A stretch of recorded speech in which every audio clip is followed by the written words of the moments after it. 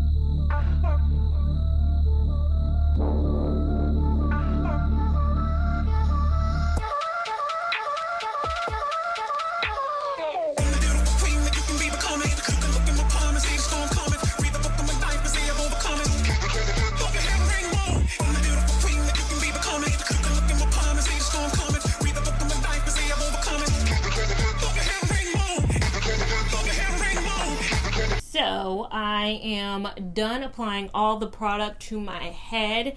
Now what I would normally do is scrunch my hair. That's another thing I used to do. Don't do that anymore. I just leave it. So products on, leaving it. Today it's early enough in the day that it should just air dry on its own throughout the day with no help. We'll probably be taking Winnie for a little midday walk, so during that time period it'll probably dry in its kind of state right now. But again, let me lean in camera. As you see, very products heavy. I do focus a lot more products, or I did in the last wash and go and in this one, a lot of the products in the front of my hair, because the front of my hair I do have 3C4A hair, and it's just a mishmash of where the hair acts right versus, you know, needs a little bit more product versus does well with a little bit less. So again, going to allow this to air dry and then come back for my first day.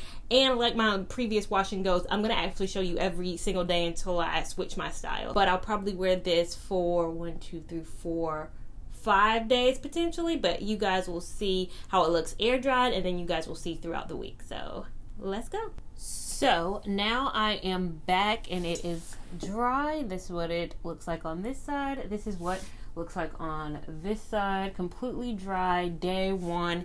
And no, it does not look like it did at the very beginning of the video. And that's what I love about my wash and goes. Is first day, we're a little bit, you know, closer to the face.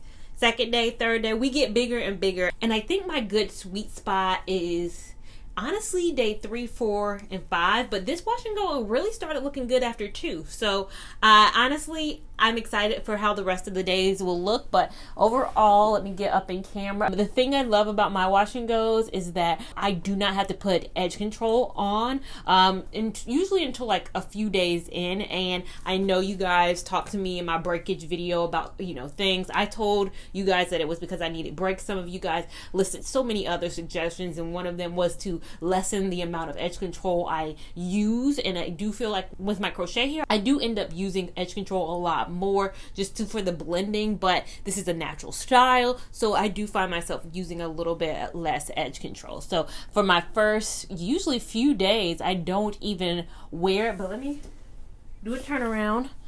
But I'm going to come back on my second, third, fourth, probably 5th day and show you how this style is holding up. See you guys as the days roll on.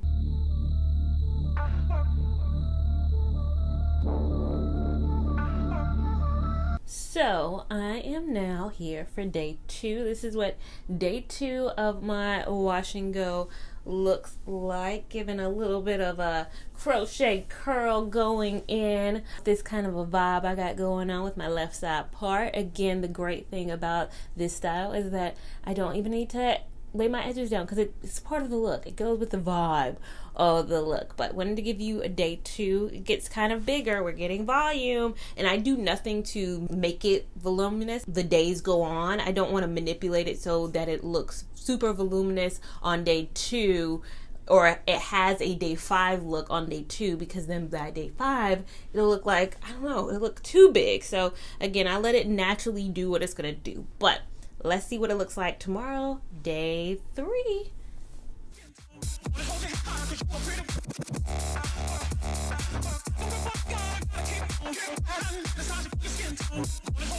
So, as you saw, it is day 3, and this is what it is looking like. I have a little bit of makeup on, so that might be why the look may look a little bit more jazzy, but the hair itself, we're focusing on the hair, day 3, still doing what it needs to do, giving what it needs to give. Again, the only thing that is changing is the volume. The volume is getting more voluminous, but the curl pattern, the curl, everything is looking exactly the same. But catch y'all tomorrow.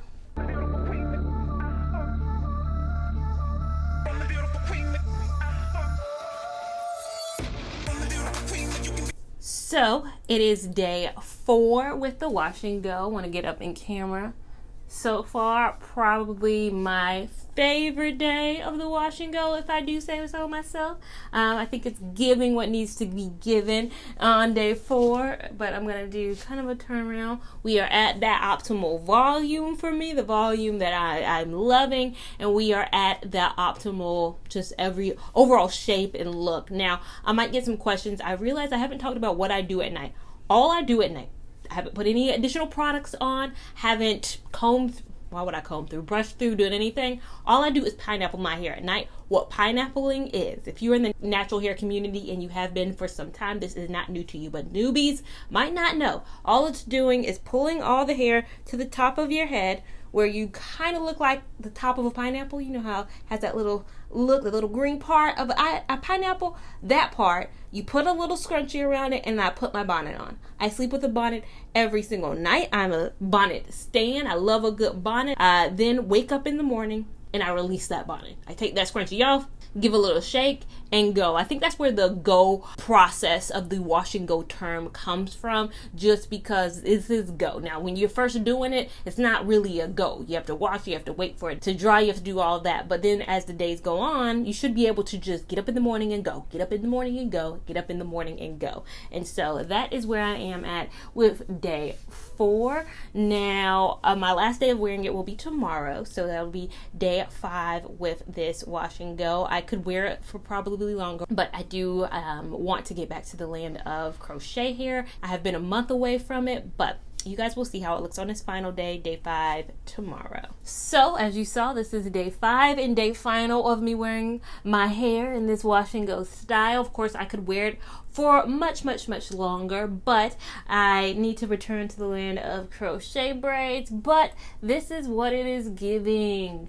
Again, you guys vote down below. What has been your favorite day of this? Was it day 2, 3, 4? What is your favorite? Do you like volume? Do you like closer to the face? You hate big hair? You love big hair? What was your favorite day of this process? I have not applied any products to my hair. I know there are like revitalization oils or just anything. I know there are products you can add post your wash and go to kind of like rejuvenate it, make it look good, make it last longer. For me, I love it. Again, I think I found my process. Now again, I could be 6 months later and find things that I think work even better, but so far nailed down the entire process that works best for me. Again, the rationale for me adding that oil before the gel now is that my hair feels so much more softer than it normally does when I use the gel by itself. Not to say that my hair is super hard, but I just feel like this is so much more brushable. So when I brush this out to wash my hair, it will feel and work so much better than it does with the gel alone. But overall, this has been the look. This is probably the look that I would wear if I didn't have a channel, I probably would just do wash and goes all the time. I would probably experiment a little bit with twist outs, flexi rods, and other protective styles, Bantu knot outs, all of that. But I feel like my bread and butter would consistently be this style and this look. But again, you guys sound off down below. Let me know your thoughts. Let me know overall how you are feeling this look. Make sure that you are subscribed to my channel so that you can continue on and see what I do next with my hair. Make sure that you're following me on Instagram at LeeLaVon89 so you can keep up with my shenanigans in real time. And I'll see you in my next video. Thank you so much for watching. Bye.